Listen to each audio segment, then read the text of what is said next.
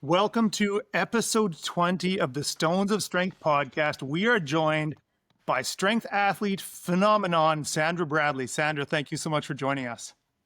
Hi, I'm really happy to be here. Thank you for having me. No, this is very cool because you are without a doubt the most decorated strength athlete that we have had on this podcast. I mean, if we can even just run through some of the tops. I mean, you are Europe's strongest woman, five-time hmm Germany's strongest woman. You've podiumed the hmm world's strongest woman 3 times. You hmm are a multi-time world record holder, just to name a few. Yep. So Yep. I don't think it gets much Yep. better than that. That's But substantial. yeah. Yeah. Oh yeah. Yeah, I've racked up quite a few things over the years. Yeah. It's impressive. Probably have multiple walls of trophies and medals. Most of us just get a little corner of a wall. So. Oh yeah, and I live in a very small apartment, so a lot of my trophies are just packed away in the attic Oh, because there I you go. don't have room for it. Oh, that's awesome. Well, for everyone listening and those listening who aren't familiar with you, your accomplishments, and your relationship with stonelifting, maybe take us back to the beginning about when you first got involved in strength sports. Well, if we go all the way back, I started training when I was 16. In Germany, we have a really different relationship with like strength training because we don't really have the school sports, so it's all extra curriculum. And so we aren't really growing up with like big strength training or like gym training the way you guys are. So I started strength training mainly because I wanted to lose weight, like a lot of teenagers in my age back in the day. And I also wanted to start training for the police academy test because I wanted to apply for the police officer test. And that's when I started strength training. So that's 20 years ago. Or like almost 21. Yeah, and then I just immediately fell in love with strength training and quickly realized that I didn't want to lose weight. I wanted to gain strength. And back in the day, I was already always watching like World's Strongest Man reruns. And I was always like dreaming about how cool it would be if I could ever pull a truck or lift a stone. But we also, like, Facebook didn't exist and Instagram didn't exist. So I had like no contact with that bubble of the strength sport scene at all. And I just went on my own little journey to try to become the strongest possible version of myself. And then I started Strongman when I started CrossFit. So through CrossFit training, I actually got to know the Germany's strongest woman back in the day in 2013. And she invited me to a newcomer competition, the first one in Germany they ever did. And so that was the first strongman competition I did in 2013. So that's 12 years ago now. And since then, I just stuck with strongman. Wow. So it started with Yeah. sort of, one of the doors is open to you from Germany's strongest woman. And now hmm here you are, 5 times Germany's strongest woman. That's pretty amazing Yeah, to see you, from the it goal is. of losing weight and gaining strength to now being at the pinnacle of the sport.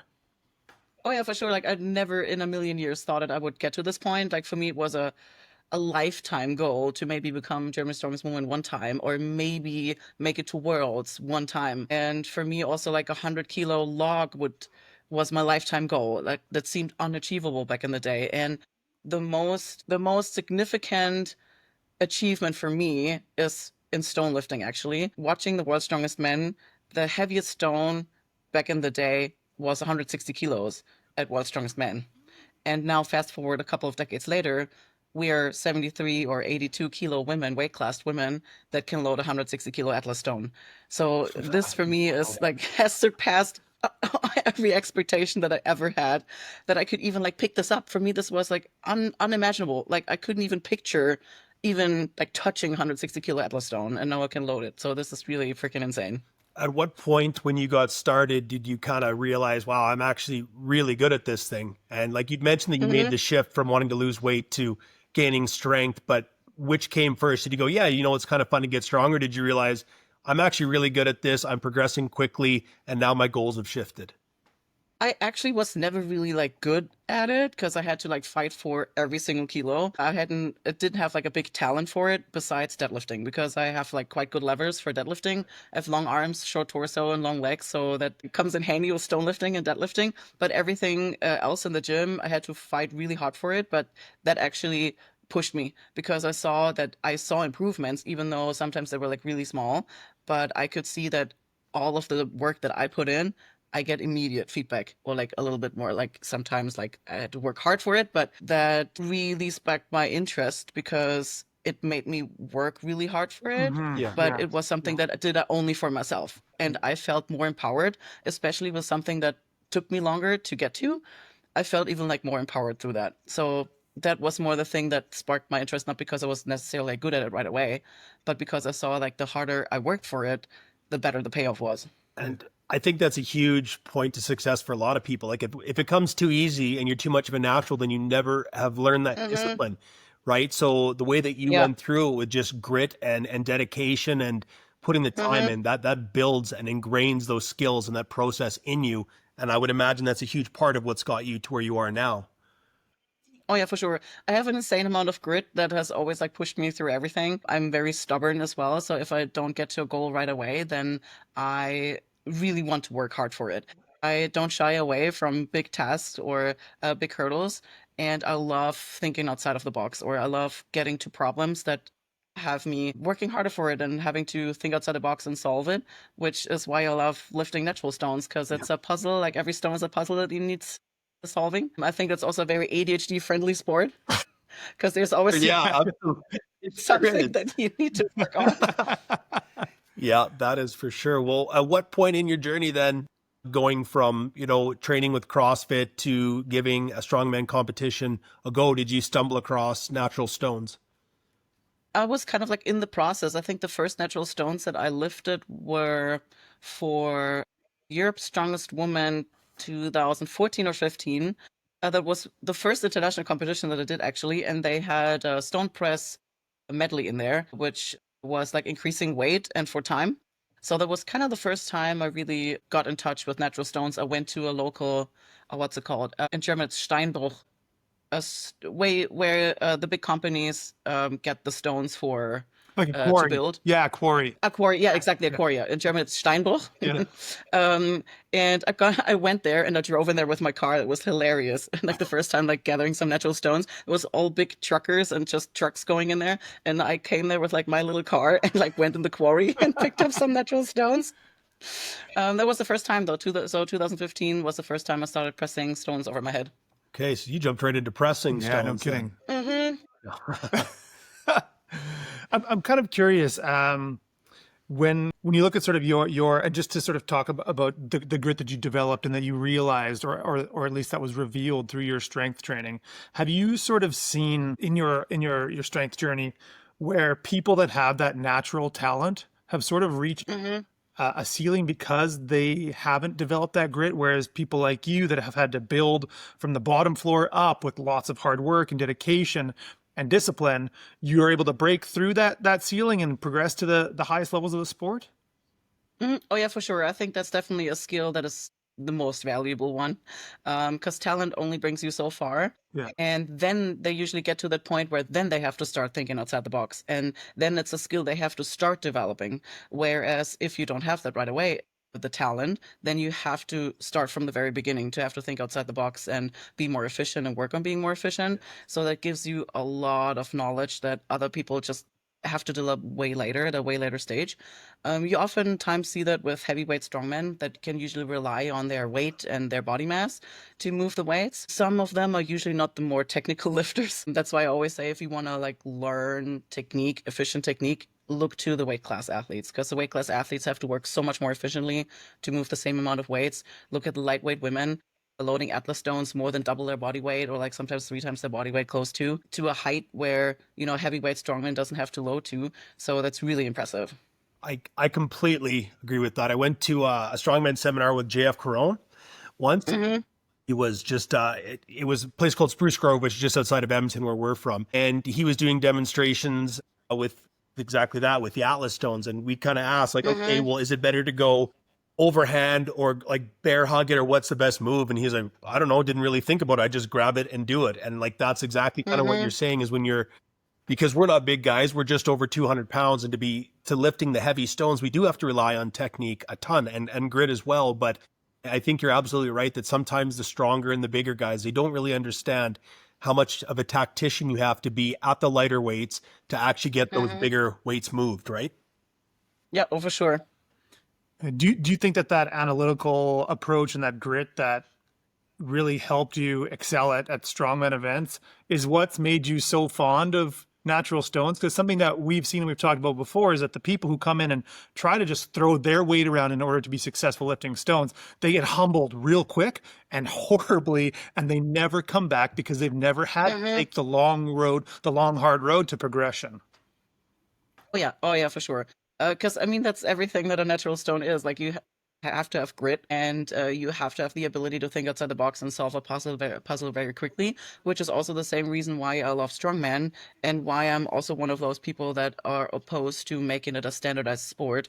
Because that is one of the biggest, most fun things in Strongman is that we don't have necessarily standardized equipment, and you have to have a well-developed skill set to be able to adjust on the fly when you get to the competition and the farmers are completely different, or the log has a different shape and the balance is different. Then to me, that was always the thing that sparked the most interest and the most fun, because that for me is the challenge. Like I developed my skill set to a certain level that it doesn't matter what you throw at me, I can adjust on the fly and in the moment.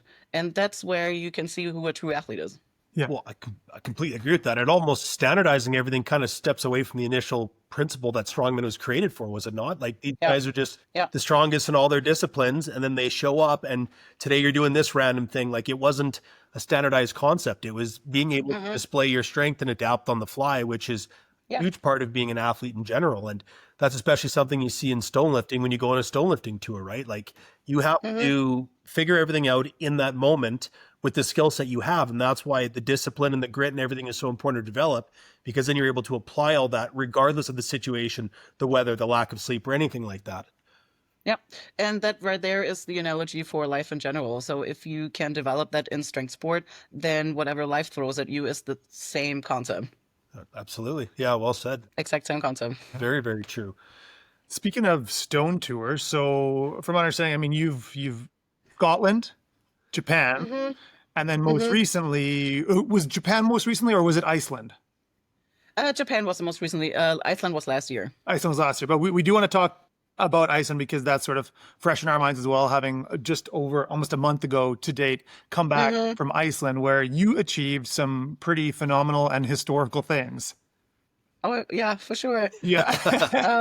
For everyone who doesn't know, I mean, you are in recorded history the first woman full sturker at Dritvik, right? Which is, from our experience, I mean, an incredibly difficult stone, an incredibly technical stone, and to tie that back into the example we gave of where some people can kind of just brute force their way through things that are difficult, but then they hit the ceiling.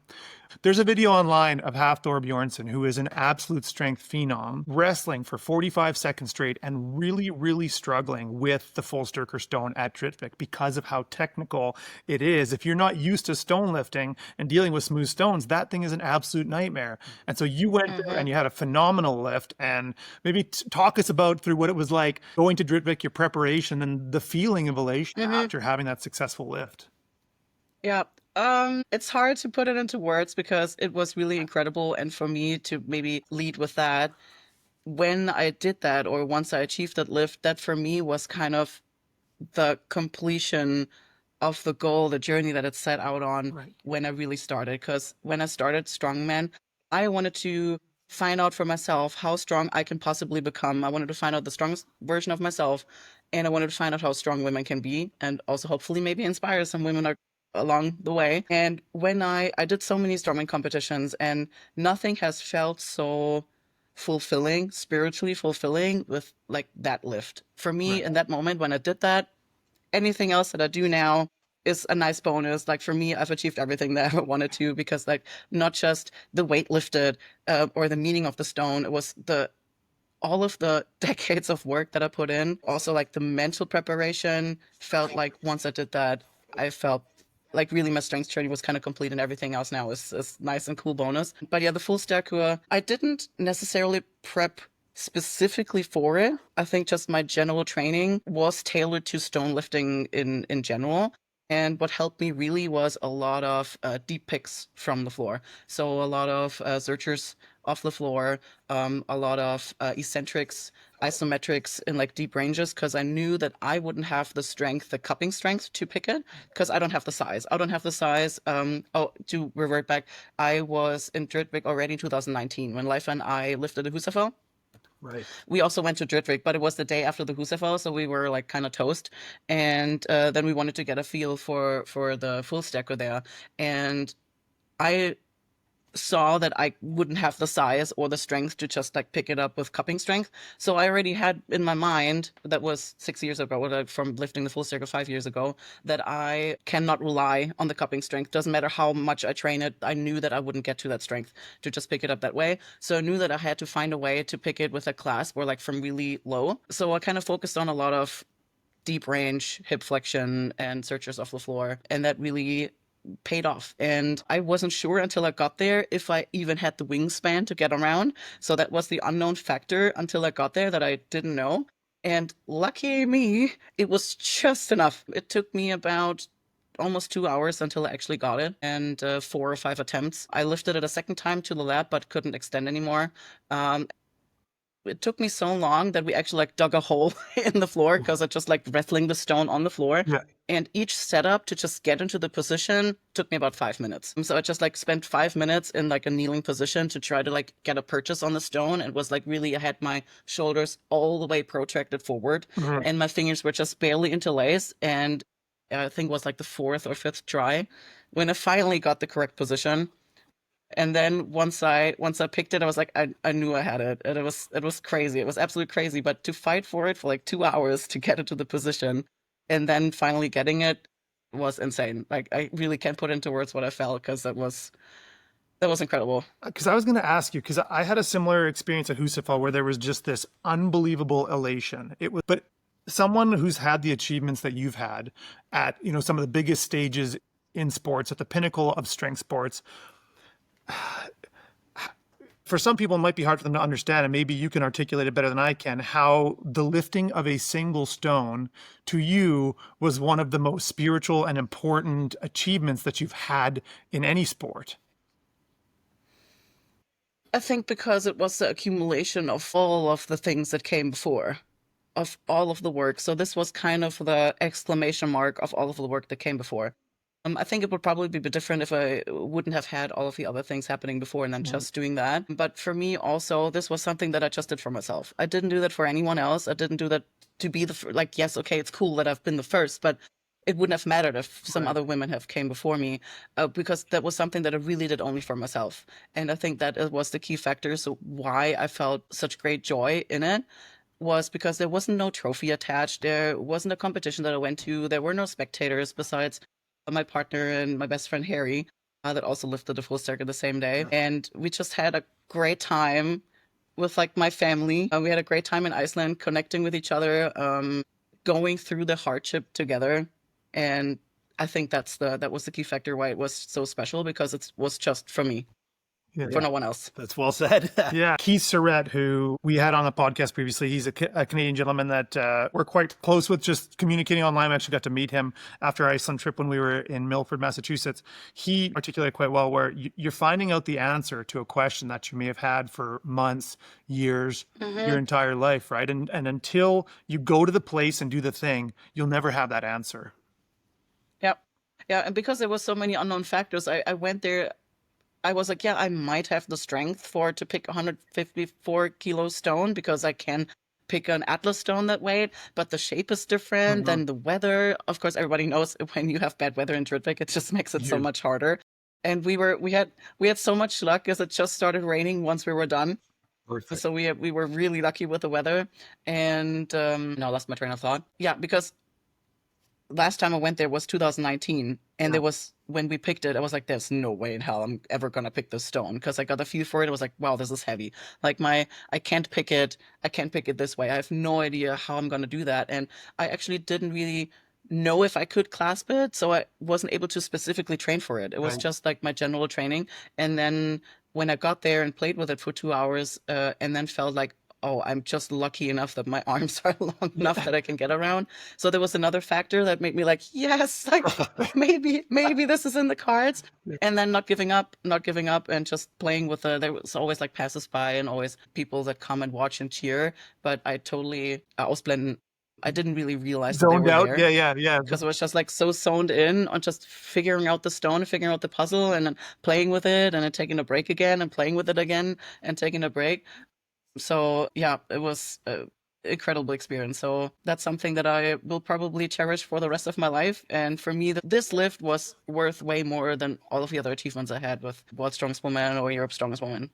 That's so awesome. So cool to hear. Yeah. It is just it's such an incredible place too. And you really get drawn into, I don't even know what the right word for it is. There's like each of these areas has a vibe. There's a feel. There's an energy almost. There's just a really interesting feel when you get to these places. And there it is. You walk up and there are these stones that you've seen in a documentary, on videos that you've been dreaming about and thinking about, and nightmares, I think, is what nightmares sometimes. Nightmares about. I had so many nightmares about the Husfeld stone before we got there, man. It was just ridiculous. But then you get there and you're looking at these, and then you get your hands on them, and then you're right. There is those questions like, holy shit, am I going to be able to do this? Like when I first felt like Drittvik, it's like, like 340 pounds. That's not a huge amount of weight, but it's just so smooth. It's marble smooth. It's so difficult to explain to someone. It's the hardest lift I've ever done in my life. Like for me, this was way harder than the Husafel. Like I could probably pick up the Husafel 100 more times. Like for me, the full Stärke will always be harder than the Husafel. So like you said, like the spirituality of the area itself, it has a special vibe, and you're touching a stone that other people touch for hundreds of years and tested their strength. That's incredible. It's cool. Yeah. So cool. And the other thing, I guess, just to talk about the lift as well, that maybe some people don't realize, is you lose a lot of into the gravel substrate your feet are in. You're trying to generate a lot of force to pick this thing off the ground, but all that you're doing is pushing down and burying your feet into these stones on the beach, which also makes it so much more difficult. And it's hard to get your fingers. I clasped it as well, so you try to dig and get your fingers underneath it. Like, it's just in general a very, very difficult lift.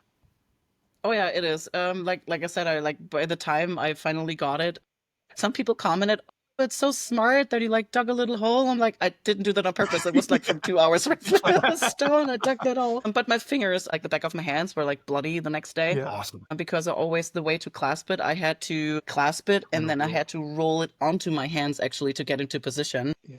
Because I was, when you watch the video, I was kneeling behind it, try to get really low with my chest, and then clasp it and then hold that position and then try to get my legs up. From a kneeling position to a crouch position, and then try to get my feet to where I'm directly over the stone. And to do that, I had to roll the stone onto my hands. So I don't know how many times I rolled that 154 kilos onto my hands with gravel under it. That was actually the most difficult part, is just being okay with the stone crushing your hands between the gravel. It can be painful itself. sometimes. Something you did that's really cool is that you showed your successful lift, but then you also did another video showing the multiple attempts and the ways that you had to try to set up the stone and finally get that lift, which I think for a lot of people who go to these places and try these difficult stones, they got to realize that for people who are successful, it might not be their first attempt, and it might not be their fifth attempt, it might not be their 50th attempt. Like you said, it took 2 hours of fighting with the stone, finding a better position, warming up, all of those things to finally get the successful lift. So don't be discouraged if you go to a place like Drittvik and the stone kicks your ass the first 1, 2, 3, 4, 5 times. You've gone to this place to achieve something. So at least give yourself the space you need to make sure that you have a fair shot, right? Oh yeah, for sure. And at least for me, that's also why stone lifting is so cool, because I don't want to have an easy fight, because then it wouldn't feel like an accomplishment. So for me, it was actually good that I had to wrestle it for 2 hours, because it just made the lift so much more worth it. Also the stone that I shouldered in Norway, I want to have a struggle. When I'm not struggling, I'm okay, this is too easy. Then I need to find a bigger challenge. Right. So the harder the challenge and the more you have to fight for it, the bigger the reward is, obviously. So, and that's also something that I find really valuable in stone lifting, is it teaches you patience, and it teaches you to think outside the box and not to give up too easily. If you're going to be successful in stone lifting, you can't do any of that stuff, right? You have to think outside the box. You cannot give up easily. And if you're humble, a lot of people don't deal with being humbled very well. And those are the people that don't excel in stone lifting, because stones, again, to bring it back just to the weight of Drittvik full Styrke, is people say 341 and they don't really give that stone the respect it deserves, just because 341, don't get me wrong, that's a respectable stone for anybody to lift. But that stone's difficulty is not its weight, right? No. It's the shape, it's the texture. It's so slippery. And so I don't know. It's really slippery. For me, that was next to Pack Gill or Thack Gill's full Sturka. That was the hardest lift for me, I think. Like, I would rather walk Legstein again around than do full Sturka again, because I just found that one quite difficult as well. Like the handles on it, I did end up cupping it, but it took quite a few tries to find, because especially when you're cupping it, that exact balance point has to be on there, because as soon as it starts slipping, either pulling your hands apart or forwards or backwards, you're just completely done. So again, to your point, Dale, is like you do have to, it could take you quite a number of picks. I think I got it up on my 4th or 5th try, and it just, by the time you find all the balance point and everything, it can be tough. So again, if you're not good at being humbled, then this is not the activity for you. And if you don't deal with adversity well in general, because that's one thing that I find a lot of people don't realize, and this isn't like a holier than thou thing. If you've never been on a Stonelifting tour, you can't possibly understand, but so many people don't realize the unlimited variables that can go into a lift. It's one thing, like I lift in my garage all the time. I know those stones are always there. I know they're always dry. If I'm tired, I don't need to go for a max that day. But when you've traveled, we went and did Husafell after a night flight. I think we'd slept 2 hours on a plane, and I think it was almost 36 hours. I think we were almost awake for 36 hours by the time we got there. Yeah. Right. And so there's so many more variables that go into Stonelifting trips than a lot of people might actually realize. Right. And so it's being able to overcome that adversity. It's not making excuses, right? People can make all sorts of excuses as to why they failed something, but on a Stonelifting trip, you don't have that option. Who cares? Like we ate dried noodles for half the time in Oreos because we weren't stopping for, like, our nutrition was junk, our sleep was junk. You still just have to go and do the thing, right? Like, it's just part of just being tough and gritty. You just won't excel in this if you don't have that gear. No. Yeah, and that's also like, Stonelifting is a true test of strength, not just physical strength, but also mental strength. Because you don't have your gym. It's like it's just what you have when you get there. Yeah, you just have to suck it up and do the thing, regardless of the time of day, as we learned, and regardless of anything. Like, it's about maximizing your chances for success. So we had planned to lift Husafell the day after we arrived, but the forecast was for rain, and we decided, you know what, we'd rather, number one, be tired but lifting a dry Husafell versus dealing with the rain, and number two, try it dry and tired, and if we fail, then we can go back the next day and give it another chance. Exactly. That was kind of for us. That was, I mean, for myself at least. If I had gotten Husafell and failed every other stone, it wouldn't have mattered to me. It was about going there to see what kind of fight I could put up with the Husafell. Had I failed Husafell and gotten every other stone, I would have been devastated. Like, I would have been utterly devastated, because in my mind, that was it. That was the final boss for me. At least, the past couple. Well, it was 6 months of very, very specific, strict training for Husafell. So not dealing with picking off the floor and things like that. Like, it's amazing how the specificity of training doesn't carry over as well in stones. So just because I got stronger at a pick and a carry, I wasn't as strong off the floor as maybe I would have wanted to be for some of the other stones. But that wasn't the goal. It was to go there and fight with the Husafell. So, but I think I totally get that. Yeah, it's something you brought up, and I think it's, as you're saying, it's sort of an artifact of you having built a very deep toolkit from strength sports, because you like the variability, that things that aren't, it's not a consistent implement from competition to competition. Is when we talk about going on stone tours, and even Alex Burleson had mentioned this in a previous episode, and he learned this from Ryan Stewart, is when you go on a stone tour, have as many tools in your toolkit as possible, because if you go there and you had intended only on lifting Dritvik traditional style with your hooks in, and you failed, if you didn't develop the strength to try to be able to clasp it, then you may have robbed yourself of an opportunity to lift the stone in a different way, but still lift the stone. And I'm wondering, is that something that you have found that stone lifting has made you better at specific events in strength sports because of the need to be adaptable and variable and have sort of a wider toolkit? Or is it vice versa, the fact that you've become so strong across all these implements in strength sports that when you go to on a stone tour, you know that you have so many different ways that you can attack the problem? I think it's vice versa. And I think because I've already worked with so many different implements in Strongman and worked with stones, and since also stones has always been one of my favorite events, also Atlas stones, I think I already had a big set of like toolkit. But that's also one of the reasons why I still think, so yeah, I'm a good stone lifter, but I still see I always see the work that still needs to be done Yeah. because I still see all of my weaknesses and I still know that my cupping strength needs to get better. There's so much work that I still want or need to put in to have a bigger toolbox. Like my tools are good, but they could still be sharpened a lot, and there's still so much potential for growth. Which is again why stone lifting to me is so fantastic because there's always something you can work on. Oh, absolutely. And it's a lot of things as well is the stone. I think Jamie Gorian said it, Ryan Stewart has said it to me as well, but the stone also dictates the lift, right? So a lot of people don't like to lift the stone in a certain way or a certain manner, and kind of tough shit. The stone almost dictates to you the way that it needs to be lifted for your strength, Yep. right? And Mm-hmm. so like even for Husafel, like I trained for a couple of years to pick it, sitting up in the normal style, but the morning we left, so the day before, my SI joint popped, and that wasn't good. Mm-hmm. So I spent the airplane with a lacrosse ball jammed in my butt cheeks, just trying to keep my body from seizing up, and I couldn't actually get into that position. So I had to pick the stone from flat. I picked Husafel right off the ground. And so, 2 years of training to build that particular movement pattern, and I made a lot of Mm-hmm. progress, but you kind of have to throw it out the window. That day with my body, the stone dictated to me, I got to pick it flat. And Mm-hmm. sometimes you just got Yeah. to roll with that, right? And that's the way it is. Yeah. Yeah. Something I also want to get better at, which I couldn't do so far, was turning a stone in my lap. Because I wasn't able to carry the Husafel too far because my cupping strength wasn't strong enough to like really stand up and carry it because I flip it into the lap. I couldn't like pick it standing up. So I flip it.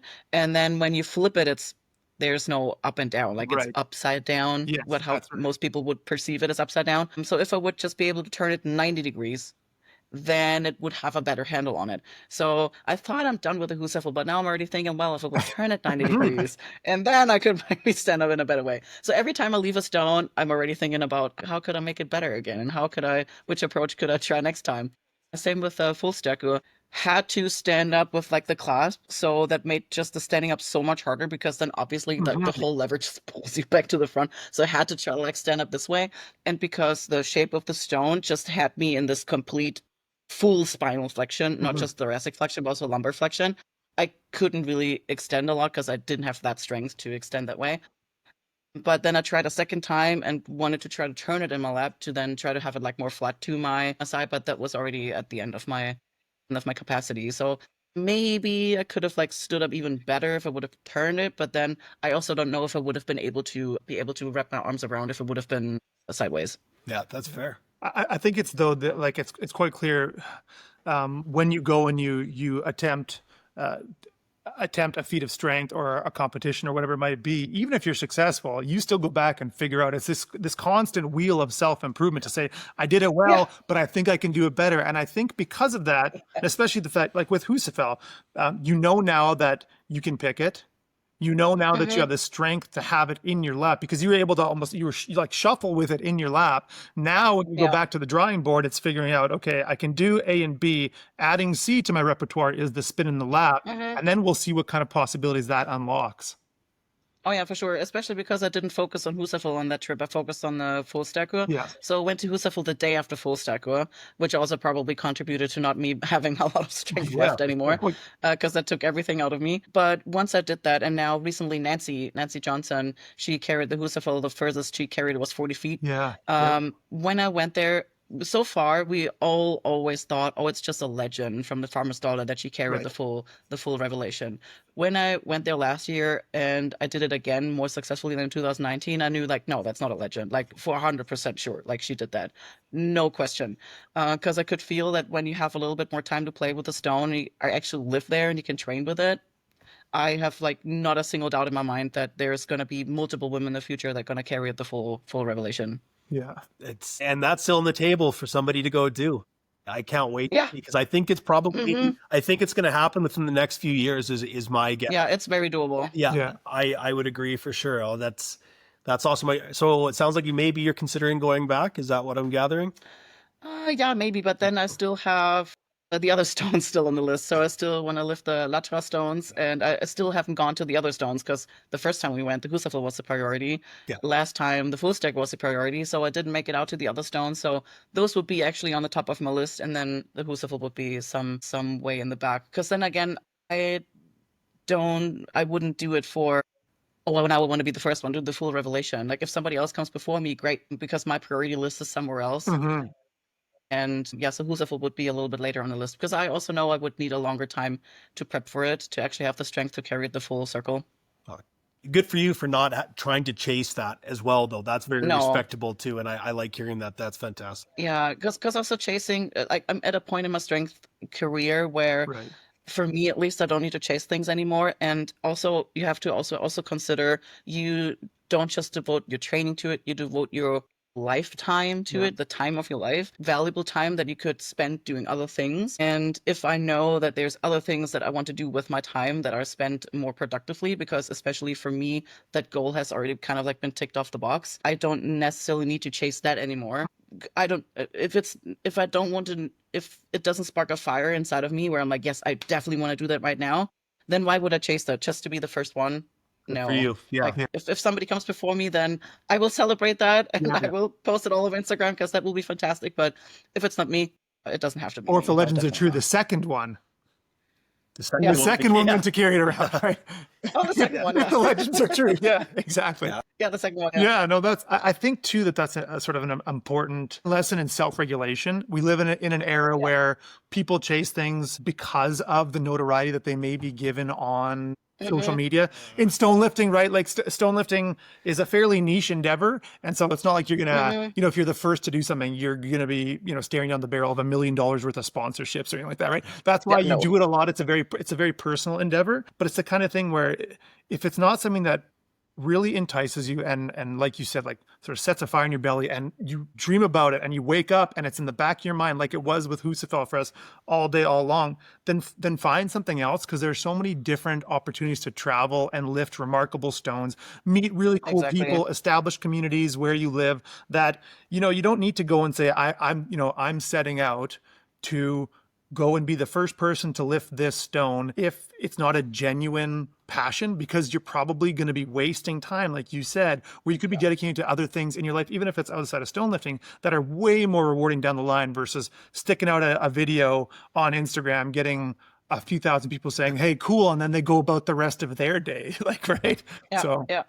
And also to me, honestly, I hope I'm not offending anyone, as to me that would also be disrespectful Right. to the stone lifting community and to the historical stones if you just go there because you want to get some fame for being the first person to do something with it. It's disrespectful for every other passionate stone lifter and also disrespectful for the history of the stones, because a lot of times it's also people that don't really respect like I said, the history, and cause probably more damage to the stones than and could possibly ruin it for everybody else. Couldn't agree more. it's 100% a valid thing. Yeah. Yeah, it absolutely is. Yeah. Oh, good for you. I really like that mentality you have. That's, yeah. And I think too, I mean, I spoke about on the sort of bonus episode we just had where there was a bunch of us sitting in a garage chatting after this No Fame Games, home games discussion. We were around with, David Kyoen and Martin Jancic, Keith Surratt, like a whole bunch of these awesome lifters, is about not compromising the stone to get the lift, right? Wanting to be the first, or even if it's a very deeply personal goal, but you're maybe at the limits of your strength and to get that lift, you'd have to compromise the stone, maybe sort of dialing it back a little bit and understanding that it's okay if you're not strong enough on that day. Make sure the stone is still there and still intact so you can come back in the future and try again, because we've seen lots of videos of people maybe putting themselves in the stone in a compromised position because they were so desperate to get the lift. And maybe they were desperate to get the lift to, for a personal reason, but at the same time too, the video goes out on Instagram and maybe to their surprise, or maybe not, the feedback may not have been as positive as they anticipated, because it's less people going like, hey, way to go, bravo, great lift. It was more like, that was a bit risky. Like, you heard you slam the stone a little bit, right? Yeah. That kind of thing. So just not compromising, obviously, yourself, number one, but then not compromising the stone, because the stones do break. And Yep. Especially with like the historical stones. I mean, if it's just like a stone that you have in your backyard, you can treat it however you like. But if it's an historical stone that has been sitting there for hundreds of years and hopefully sits there for another couple of more hundreds of years or thousands of years, we need to be careful with them. Completely agreed. But okay, so Iceland, we've talked about that thoroughly. I would like to pick your brain in Japan. How was Japan? Because you did some amazing lifts. Like, it's actually, my mind went to when you'd mentioned, when we first started discussing stone lifting in this podcast, you'd mentioned about the grit and the stubbornness. And there was a few of your shoulders in Japan that showed exactly that. You just did not give up and you worked so hard. So maybe walk us through the trip in general, the lifting stones. I believe you were there. You spent a day with Martin Lisi's there as well. Yeah. So Yeah. let's hear a bit about that. Yeah. So we went there. I went there to compete in a strongman competition because it also had shikara ishi in it. So traditional Japanese stone lifting. The organizer of the event collected some new stones. And what was also really cool is they got a Shinto priest there to bless the stones and actually really turn them into blessed shikara ishi stones for us to lift them after. So first we had some stone lifting in the competition. I shouldered a 100-kilo stone successfully, which had a really nice shape, like a perfect shouldering shape, nice and long. And then there was a 130-kilo stone, which was brutal. I think I could probably shoulder it now. Like in the moment, I wasn't able to play with it before. So I could have probably maybe turned it the other way around and I tried to play with it a little bit afterwards. And Martins gave me some tips, but there we are at the point again where the way he shoulders a stone is not necessarily the way that I can shoulder a stone because he has completely different body levers. The size that he has is completely different. So I need to approach my shouldering a little bit differently than he does. So unfortunately, I did not shoulder that 130 stone because it was just like too heavy, like outside heavy, because I needed to shoulder to my left on that day because I had a little bit trouble with my right shoulder. But that stone would have been a stone that was probably better shoulder to the right just because of the weight distribution that it had. So I just couldn't figure it out on the day how to maneuver it, which makes me want to go back kind of to figure it out again, to play a little bit Tetris with that stone. And then we went to a couple of other shrines where I tried to shoulder 120-ish kilo stone that is supposed to be dated back to 1805. So that was a really nice stone, also nice shouldering shape, but I didn't quite have it. But it was like a 60-second fight that I did. So I'm still really proud of that fight because I almost had it. But it was like, I think like also 2 days after the competition, so I didn't quite have it in me. But yeah, that was kind of just like a scouting trip because the actual stone lifting trip that I want to do in Japan, I want to do like more of a 4-week trip the next time I go. And I also wanted to use it to get to know some locals and make connections with the local stone lifting scene because it's also really important to me, especially when you go to a country that is so rich in history. To me at least, you shouldn't just go there and lift a stone for the gram. Like I want to be in touch with like local stone lifters. I want to do it properly. I want to be respectful to the culture. So that was kind of the goal of my trip to get to know some locals so I can make plans for the next time.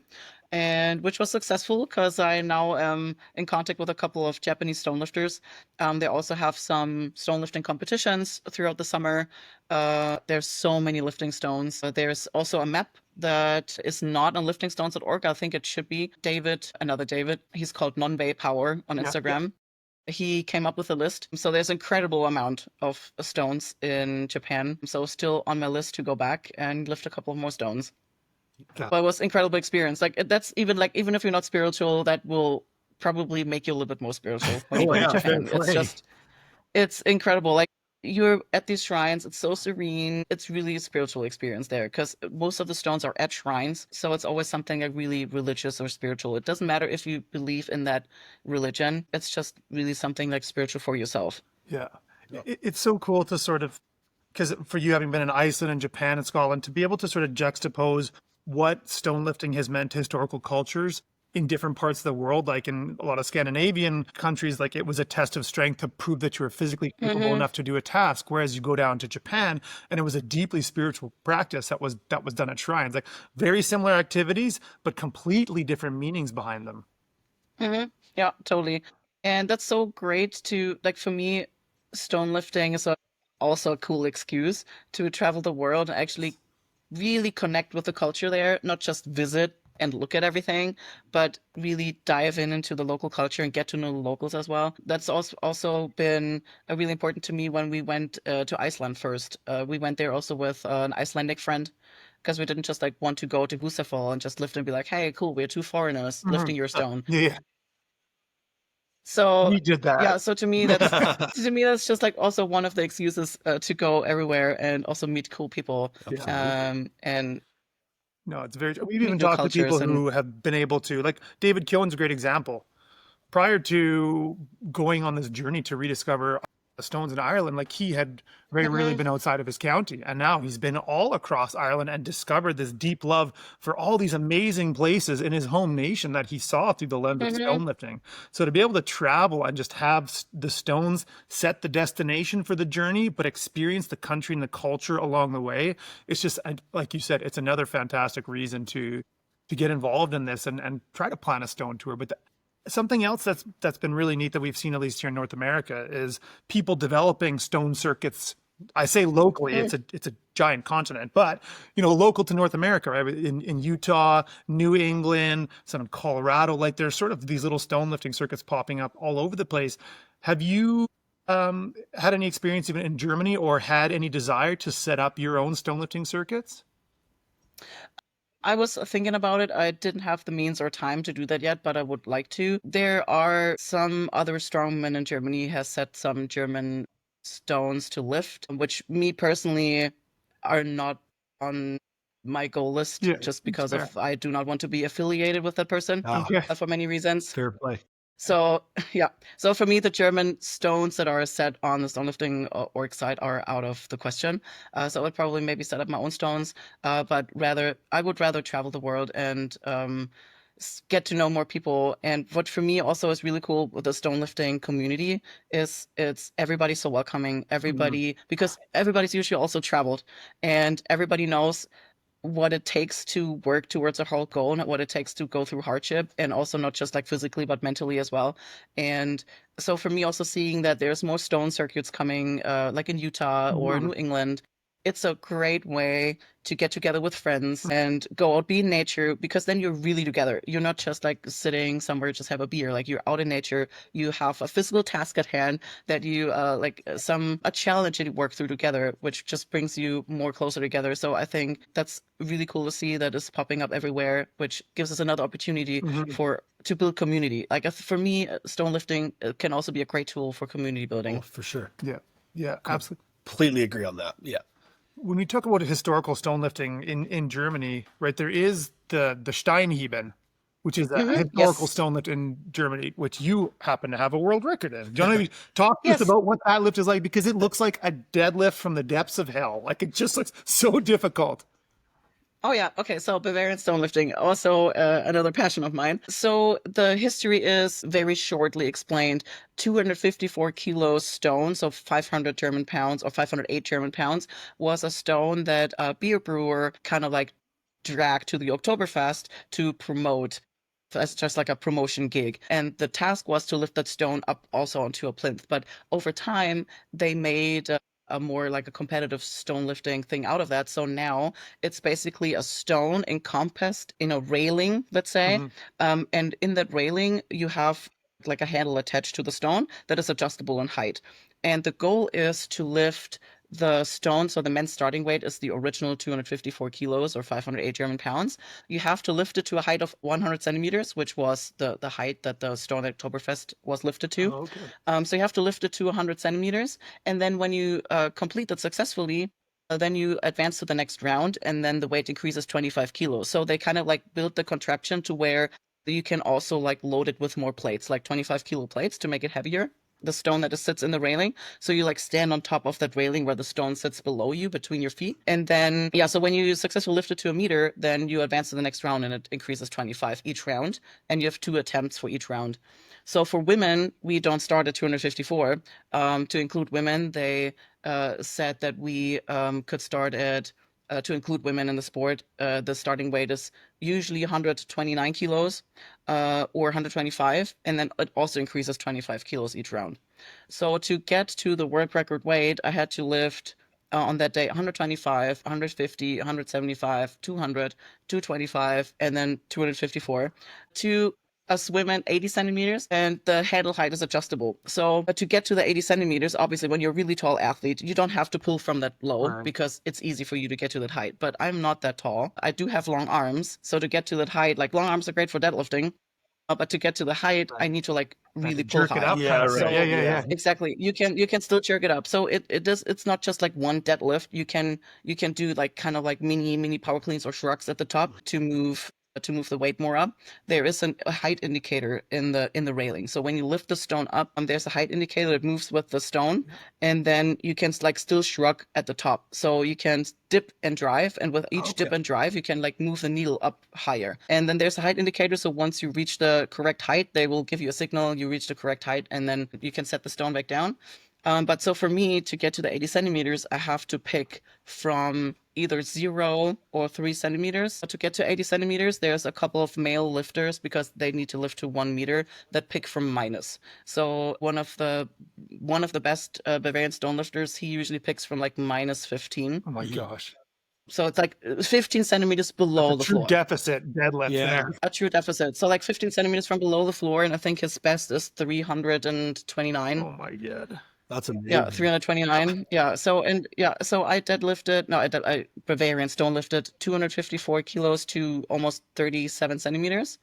I'm the first woman to ever make it to that weight. So no other woman before has made it to the official men's starting weight. So I was at a little bit of a disadvantage kind of than the men, because the men can start at 254 and already had like 5 lifts in me before that. Yeah. And I also lifted the lift before that was 225. I picked that from 3 centimeters. So kind of like below, like kind of like parallel. That's to the floor. ridiculous. Yeah, that's amazing. Holy smokes. Yeah. So 225 from 3 centimeters, lifted it up to 80. That's amazing. And so cool. That's such a neat lift. I've always wanted to give that a try, because I think I'm actually stronger from a deficit than I am from a deadlift type. For me personally, like I remember like my snatch grip deadlift, I was actually be stronger if I stood on some mats to actually get lower for whatever reason with my mechanics. And it's always I think you would do really well in Bavarian stone lifting, especially also with all of the other stone lifting that you're doing. I think you'll be really good at Bavarian stone lifting. Be fun to try for sure. I got to find a way to rig one up. There's actually one here at Free Fitness where where Volk Strength works out of. There's one he's got set up there. It'd be way funner to go to Oktoberfest and do it there. Well, yeah, because there's some other benefits of being there. Yeah. Well, the Oktoberfest sadly doesn't have the Bavarian stone lifting event anymore. Oh no. They're trying to get it back there this year, but I would actually recommend smaller fests for everybody that is watching that wants to come to the Oktoberfest. It's very tourism heavy. So if you really want to experience a nice beer fest vibe, don't go to the Oktoberfest, because the Oktoberfest is just way too big, and it's like Disneyland for a beer fest. Sounds awesome in its own way, but pretty good. It's just full of like completely wasted people that can't handle the Bavarian beer, so it's not very nice. I'm curious your perspective, because you've, and again, it wasn't your goal, but you become a world first or a world record holder for many strength related things. Do you take pride away? And if you don't, you should, in that you quite often see in a lot of sports where someone comes through and breaks through the ceiling of what people think is possible, and then others watching that then set out a goal to follow in their footsteps and achieve great things in their own right. Is it pretty neat for you to, like, I've even seen since you've been to Husafell, there's been a lot of other women that have gone there and lifted the stone, setting the bar that, lifting Dritvik full Sturker is possible. Does it really give you a lot of comfort at night knowing that you're really showing a lot of professional female strength athletes what is physically possible?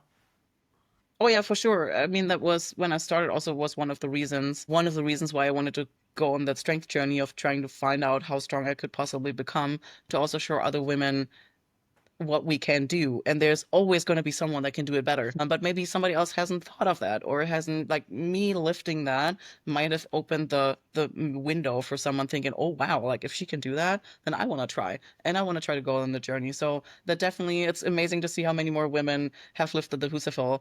I was already surprised that it took so long, because Leif and I already went in 2019, and I thought that other women would come like way earlier, but then also the pandemic happened, and then people got busy with other things, and then it took until like last year until more women have picked it. And I would hope that it doesn't take much longer for the first woman to make the full revelation, and it's cool to see the development of the sport. Oh, it is. It's a pretty cool sort of passing on of the torch from the German strongest woman who introduced you into strength sports when you were young to you gaining that title, having it 5 times, and now in a way sort of proverbially passing the torch on the next generation by showing them what's possible in strength. So very cool. Yep. There's always going to be the next generation. Like, you can't hold on to things forever. That's just the natural course of time. And I'm completely content with everything that I did. And if I just inspired one person out there to try to do similar things or try to be bold enough to go out and be strong, because still a lot of women still struggle with that. They're too afraid to go lift weights because they think, oh no, I can't be strong or I shouldn't be strong, or maybe I'm just weak in general. And more like women usually underestimate their strength massively. They don't know how strong they are. And if I just inspire like one person out there, or like one woman out there that wants to try to find out how strong she can be, then I've already had great success.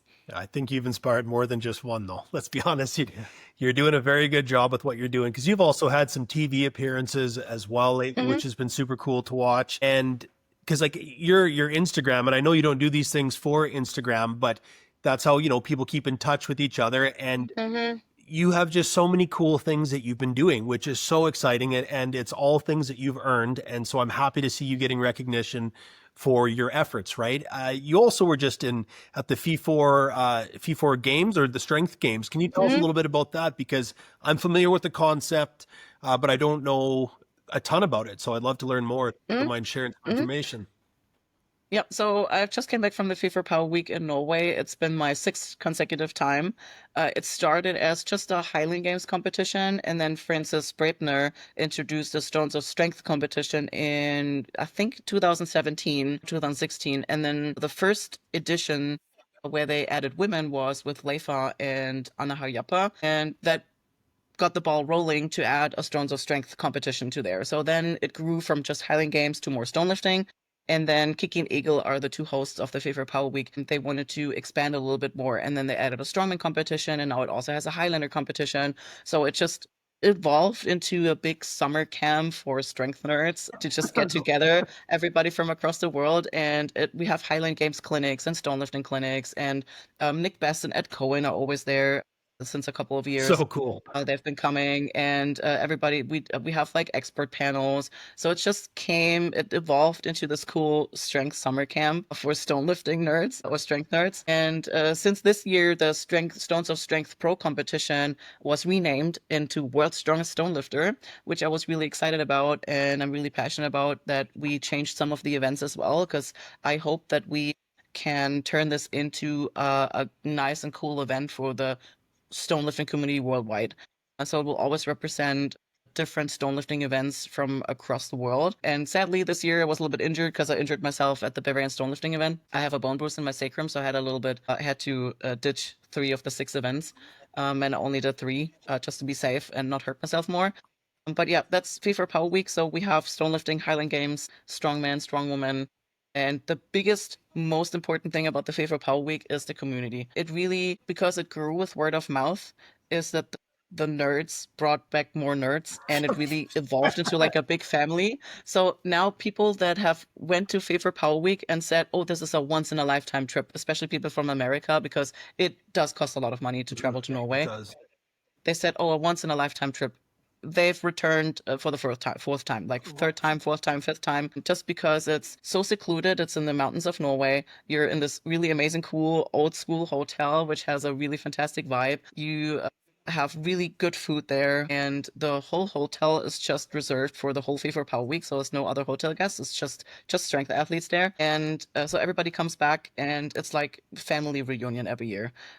So that's the fun part about FIFOR, is that you really have time because you don't go anywhere. It's just you spend the whole week in the hotel together. You really have time to also connect with people, and spend time together and really have quality time. Not just go to a competition and maybe have a beer and everybody leaves, Right. but you really spend quality time with each other for like whole week. That sounds awesome. It Summer is. camp. Yeah, so that's cool. so Yeah. awesome. Oh yeah, it is during summer camp. You should absolutely come. Yeah, trust me, I'm giving it some thought. I've been talking to you and talking with your good friend Harry as well, and he mentioned Yeah. it to me, and yeah, it does sound. Oh yeah. Harry also wanted to just come like one time, and now he's also want to come back next year. So then course. it's like the 3rd or 4th time he's That gonna guy come. competes like every weekend. I think he's such an animal. Every weekend, it's crazy. Like I love Harry. He's like my brother from another mother. Like he Full just can't throttle. fathom like how often he competes. Like every weekend, I see his Instagram. Like he's competing again. And he's an unbelievable specimen. He is so strong. Like he Incredible. is incredible athlete. Yeah, a very well-rounded athlete. Like also FIFA Power Week, we just also cued the term like the FIFA Marathon. It's like he competes in every single competition throughout FIFA. That's also you can compete. He competed in Highland Games and the Highlander and Strongman and the Stones of Strength and probably everything else that went along in FIFA. Good at pacing himself. Talk about having just No, the skill Yeah, set, yeah, right? yeah. Yeah. Oh, yeah, that's too cool. yeah. Although his fiance Alex, like she did even more, Oh, no way. and She's in good yeah, she company. did even more. Like she also competed in everything. That's Too cool. awesome. Oh, wow. That does sound like a lot of fun. That's giving it some Mhm. thought. You shouldn't disparage too your performance, because that video of you shouldering, was it 285 pounds? Just 270, 271, so 270. it's Right on. 123 kilos. Yeah. Absolute awesome battle. Like that was, again, Thank you. when we talk about like respect in the stone lifting community, it's not always about who lifts the biggest stones, because a lot of it too is in comparison to your body size, but it's also about the battle and sticking with it and pushing through the adversity. And like that was such an awesome lift to see. Thank you. I'm really proud of that one because also I didn't touch it before. Like I kind of did touch it, but I haven't lifted it before.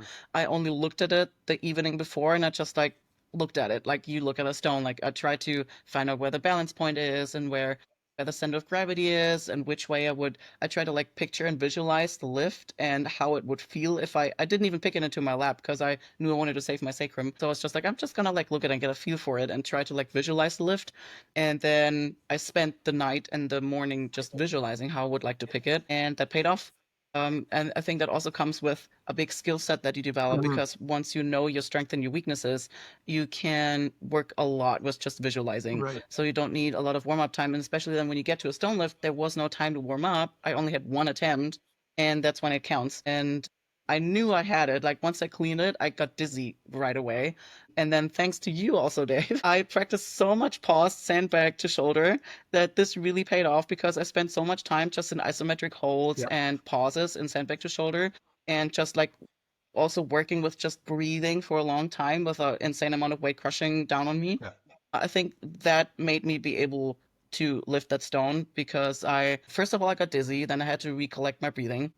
Then I stepped in some holes where I just almost lost the stone to the front, had to pull it back in. So I think the whole lift took like 45 seconds or something until I had it on my shoulder. But I knew that if I would let go and try a second time, then I wouldn't get it. So I was like, I have to stick with it and I just can't give up. So I'm really proud of the lift because I didn't give up and it worked. Yeah, that's fantastic. And that's the exact mentality you need. And that mentality is exactly what we mean when we talk about grit, because it's very easy when that stone is on your chest to think, oh, I'll just drop it and I'll start again, right? Because that's the easy way No. out. But then you also have to think like, Yeah. it's going to be a lot more effort to get it to this point and then finish it than to just suck it up, settle into the discomfort and just get through it. Yeah. Yeah, because I knew in the moment, like I have enough self-awareness and self-knowledge now that I knew in that moment it was heavy and I could have dropped it, but I knew that I could feel that I would have it if I just like stuck with it. But I also knew in the same amount of time because I already had put in so much effort. I'm like, if I let go now and try another time like 5 minutes later, then it would be so much harder. Yeah. So better fight through Yeah, that's right the away. experience right there. Good for you. And that's exactly it. Like we say that a lot. It's not necessarily the weight of the stone that you lift. It's the battle that you have with it. Cause that's what really matters. It's not the weight. It's cool to lift heavier weights. We all want to shoot for the next step up because that's what progression looks like, right? That's what's rewarding, but it's more about the fight that you have with it than the weight of the stone itself, at least in my opinion, right? Oh, yeah. Like, Yeah, and that makes it so much more fun. Again, the same concept like with the full stair curl. If I would have like shouldered that 123 easily, I wouldn't be as happy about the lift as I am now because like this was such a cool fight. Like this was so much fun. Even though you're like suffering through it, I'm like, I am having so much fun. Like I'm almost dying. It makes you proud of It's yourself, like I'm right? about to die. It makes you proud of I'm yourself about that to you die. stuck This with is it. fun. Sadistic mindset of it stone is. lifting and strong. Well, it's all type 2 Yeah, fun. It's yeah. fun when it's done, basically, right? Once you get the Yeah. rush of endorphins, you're like, yeah, that was awesome. And you've been successful, because Yeah, if you weren't, you'd have been like, fuck this. Yes, this Not is again. good. Yeah, everybody around me thought like this is gonna be my tombstone. My best friend Leifa, she was the referee. She was like, "Oh no, I'm gonna witness the death of my friend, and I'm judging it." Just leave her there. But the grit thing too is something, even training for the Husafel is something that doesn't really come out until you've done those carry sessions or those long shouldering. Like I don't have a lot of experience with shouldering stones, but When you're getting a stone just to chest, there can be a fight, but when that stone is sitting on your chest and just crushing the life and the will out of you, that's when you really have to dig deep and see what you're made of. Oh yeah, for sure. Yeah, and it's just that much more rewarding. Speaking about sort of the tip that that you took away from David with just having weight on your chest for a long time, getting comfortable with the breathing, things like that. Someone who's got such an incredible experience in strength sports, are there maybe 5 general exercises you could point out to a newer stone lifter that would help them fairly quickly progress into a serviceable level of strength? Well, it always depends on what kind of equipment you have available, but I think everybody has a barbell. So for me, with a barbell would definitely be the searcher off the floor, would be my most recommended one for the pick strength off the floor, because most of the time you have to get really low. Right. So just searchers off the floor. Then for cupping strength, if we just stick with a barbell, I like to load up one side of the barbell like landmine style with bumper plates, and then hug the bumper plates and pick them up. If you don't have a sandbag or you don't have a stone, then this is a good way to practice for just like the squeezing and the cupping strength. Then obviously like front squat or back squat, one squatting variation, always go full range. I would always recommend full range. So for example, when you shoulder a stone, you usually have to get really low so you can already have it like higher on your chest. So it would be like sissy squat or deep front squats. So that's 3. 2 more. I would say cleans, power cleans, anything explosive. Don't just stick to like static or like slow stuff. So something explosive needs to be in there. So if we stick with barbell, I would say a power clean. And then if we add a sandbag, really then also the biggest would be like maybe front holds or carry to just, learn how to breathe with something that is pressing against your diaphragm. Yeah, Yeah, that's 5. yeah, those are all very good suggestions for sure. And I really like what you made the note about power cleans, because I personally like Dale and I are not huge dudes compared to most stone lifters, to be honest. What we do have though is more torque, that speed strength, right? And I think that that's something that's drastically overlooked in a lot of stone lifting, is people try to focus too much on maybe working up to a max deadlift in their training for stone lifting, and they don't focus on the speed, because speed can be a huge friend, especially off the floor or out of your lap, right? If you're able to recruit those fast twitch muscle fibers and absolutely drive through that stone, well, that stone is rolling up a heck of a lot quicker, right? And at least for myself, I can speak, like when I do my hikes to shoulder, let's say, or even off the lap, like when I was lifting Husafel up, I was able to produce so much force because I've worked on speed that the Husafel kind of got airborne off of my lap, and I kind of caught it and then went. So I just think that that's a really good point. And people, if they focus a little bit more on speed, I think they'd get much more results in the long run.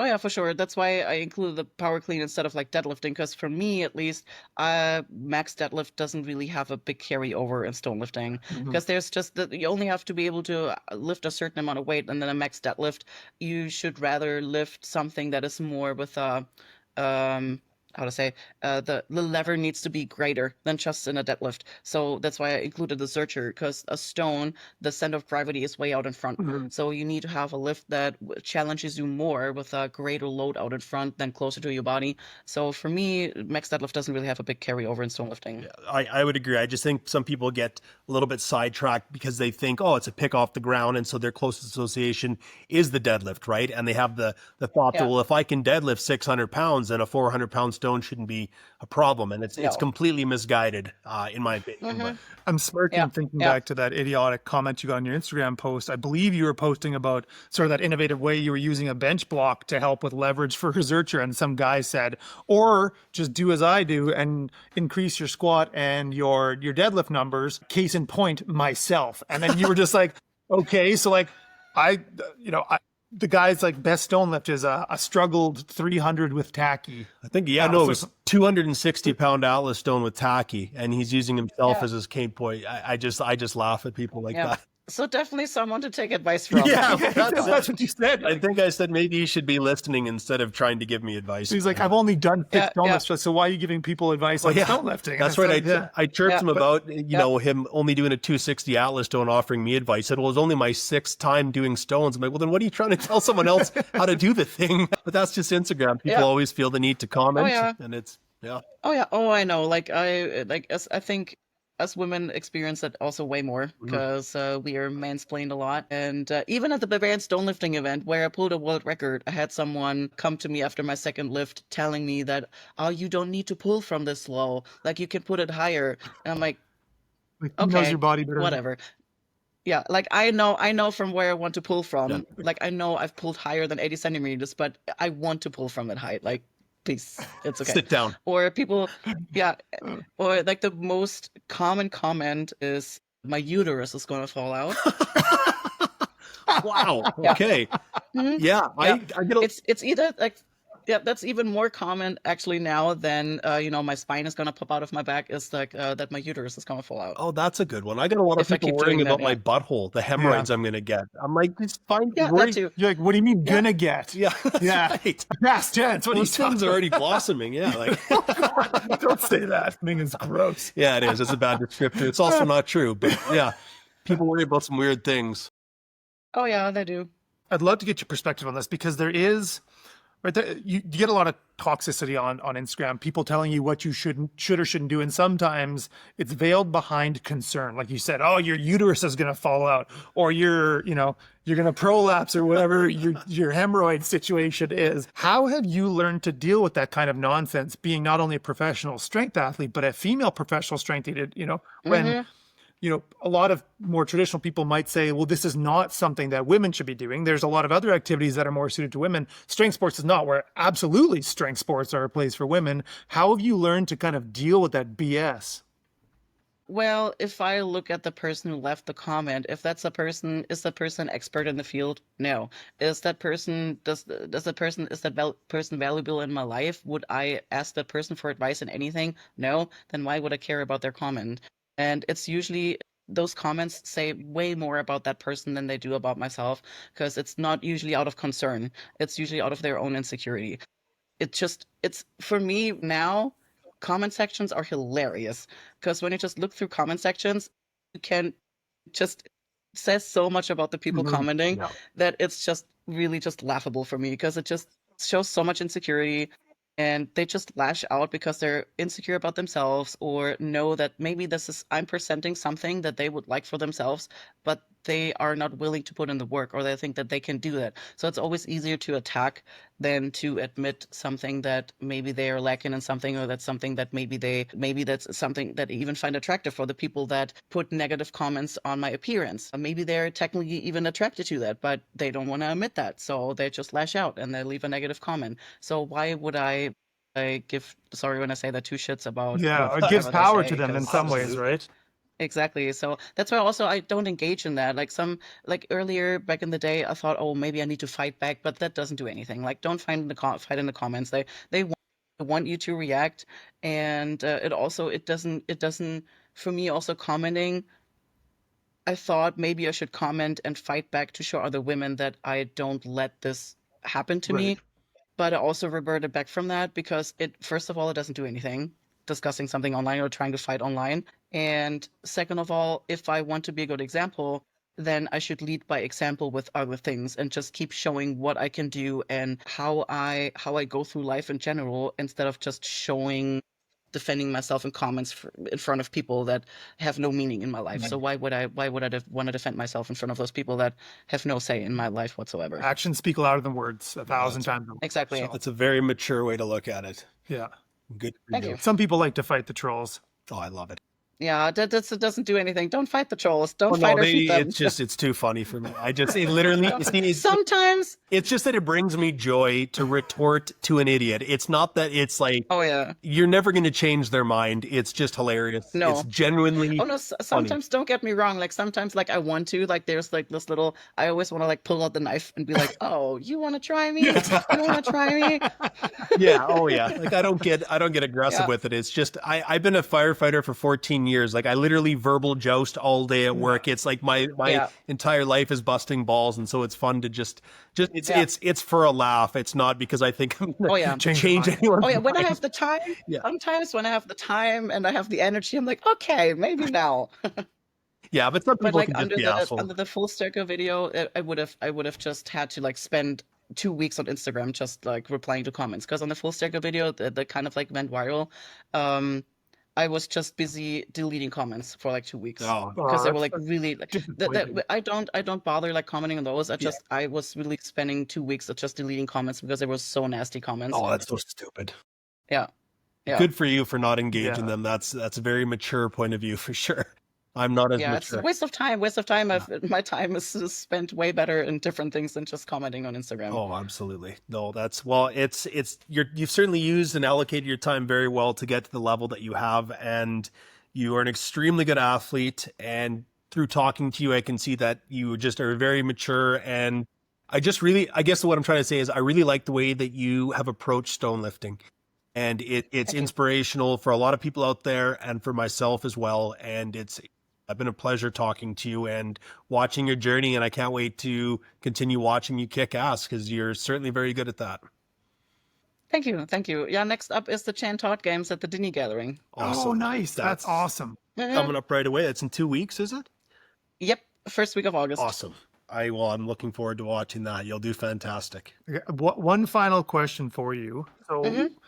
I don't know what your 5, 10-year, 15-year plan looks like in athletic endeavors and strength sports, but Mhm. do you see your relationship with stonelifting continuing well after you're no longer participating in strength sports? And if so, why? Oh yeah, for sure. Like this is a perfect question because I'm actually at the crossroads right now, Okay. where I feel like there is not much more that I can gain from strongman, because it's the same repetitive thing over and over. So for me, there's not much more personal growth to get out of like competing in that sport. But stone lifting has so much more potential for me to, like I already said, get in contact with more people, community building. We also just founded a nonprofit organization this year for strong women in Germany, and we want to also do more seminars and webinars and maybe do field trips, so stone lifting field trips to really focus on community building. So that's up next for me, and also want to study psychology. So if I want to do that, I can't really be a full-time athlete anymore. But stone lifting will definitely for sure always be a part just because it's dear to my heart, and you can do that on your own time, on your own timeline. You don't have to stick to a competition schedule. Right. So that's something that can easily be implemented for a very long time. Yeah, that makes a lot of sense. And that's very cool to hear about what you've started there in Germany or are part of. Very cool.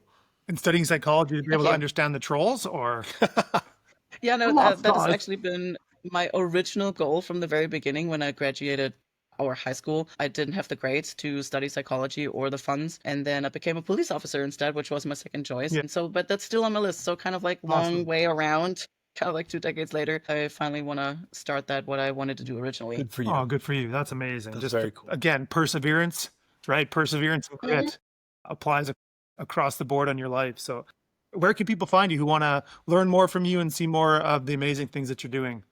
The easiest way is on Instagram with just my name, Sandra Bradley and _. That's where you find me. I also have a couple of YouTube videos up, but I can't seem to find the time to have more on there. So you will find me on Instagram. Awesome. Awesome. Well, thank you very much for joining us today. It's been a pleasure. Thank you for having me. I was very excited to be on. Awesome.